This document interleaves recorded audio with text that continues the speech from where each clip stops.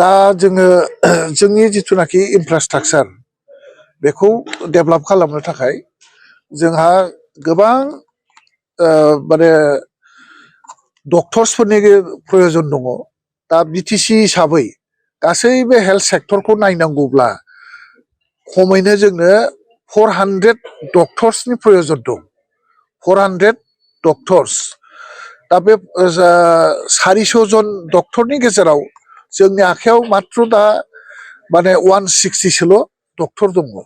दा हिसाबै जोंनाव लेकिंआनो प्रथम लेकिंआनो जाहैबाय डक्टर्सनि अभाब। दा बे डक्टर्सफोरखौ जोङो माब्रैहाय मोनफुंनो हायो बिनि थाखाय जोङो स्टेट गभर्नमेन्टजों सावरायबाय थादों आरो जोङो निस्सय नांगौ रोखोमनि डक्टर्सफोर मोनोब्ला आरो नार्सफोर मोनोब्ला जोङो जोंनि जिथुनाखि हेल्थ सेक्टर जिथुनाखि सार्भिस हेल्थ सार्भिस साइस्थ'नि थाखाय खामानि मावनांगौ देहानि थाखाय खामानि मावनांगौ दङ बेखौ जोङो मावफुंनो हागोन।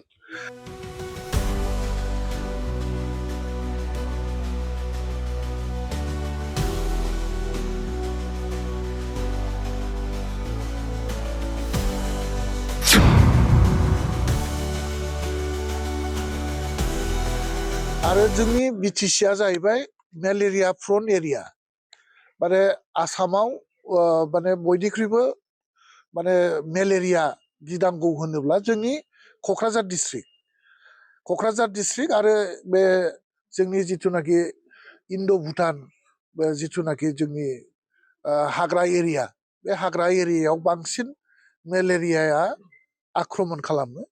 दा बे हिसाबै जोङो मेलेरियाखौ जोङो माबोरै होबथानो हागोन बेनि थाखाय जोङो फुरा वार फुटिंआव जोङो खामानि मावदों आरो जोङो बिटिसि गभर्नमेन्टआव जोङो गभर्नमेन्ट दानाय लोगो लोगो जोङो बेफोर एरियाफ्राव जाहाथे मेलेरिया सोमजिनो हाया बेनि थाखाय जोङो स्प्रेनि खामानि मावदों आरो फुल टिम जोंनि जिथुनाखि मेलेरिया टिम बे टिमखौ एक्टिभ खालामनाय जादों।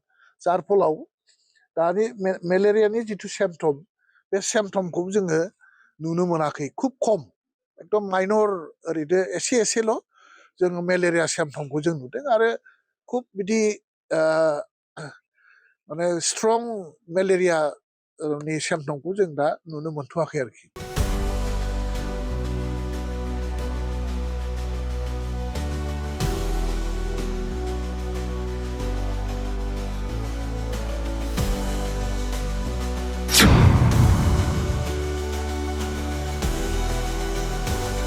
दा बेनिफ्राय जोंहा टिबि माबा माने टिबिआबो जोंनाव बिराद जायो। टिबिनि संख्या बिराद। दा बेखौबो जोङो माब्रैहाय जोङो फोजोबनो हायो बिनि थाखायबो जों खामानि मावदों आरो केन्सार पेसेन्टआबो जथेस्थ' दं। दा बे केन्सार पेसेन्टफोरखौ जोङो माब्रै बेटार ट्रिटमेन्ट होनो हायो, जोङो माब्रैहाय जोङो जोंनि क'क्राझाराव थानाय जिथुनाखि केन्सार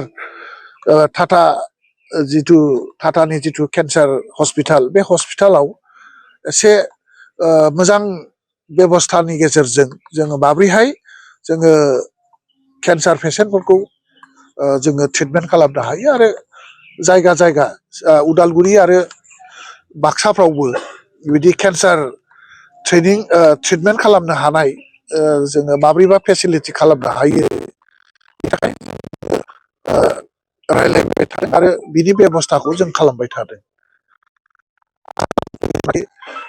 केन्सार पेसेन्ट आरो टिबि पेसेन्ट बै पेसेन्टनि जिथु संख्या बे संख्याखौ जोङो फ्राय जों खमायनो हागोन होननानै आं सानदों आरोखि। आरो नेसनेल लेभेलनि जिथु हेल्थ स्टेन्डार्ड जोंनि मेडिकेल सार्भिसनि जिथु स्टेन्डार्ड बे स्टेन्डार्डखौ एसे गोजौआव लांनो थाखाय जोङो फिसा फिसौ खुथि-नाथि एकदम गासिबो समयसाखौनो समयसा होननानै जोङो साननानै लादों।